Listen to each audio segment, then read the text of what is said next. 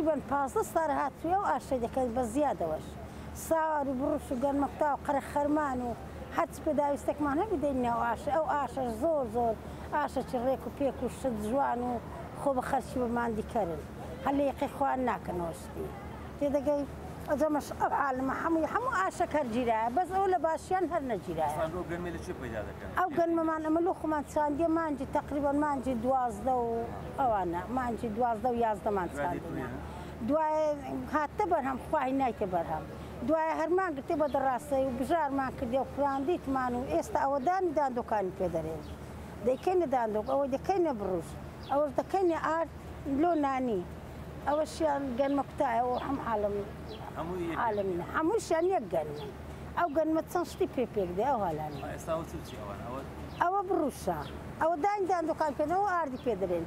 يشكا بالخني بيدرين يشكا أو أرض الصواري بيدرين يشكا الصواري بيدرين أو فقط كلا قد أواني كلا بازاري والله إخواني بختنينا أو أنا بختنا بس أوان موات حافظة وشتي تذكر الزور الماركت كان دمنيته هم كسر ذاكري إيوه شي مكر مانزي وحشاري يعني لو بواري إيش ما كردي ما حزمان لشتي خمانا حزمان لشتي نوية تذكر هم رجدي درايان نعم هم رجدي نعم صار الرنق دو زاردين أو أمن دويش كدو عاشق بتشناك أتكلم توابدي والله استتوابد من دسمه أريو ما وتسند بديري والله تقريبا ساعة تقدر أريو والله ساعة تقدر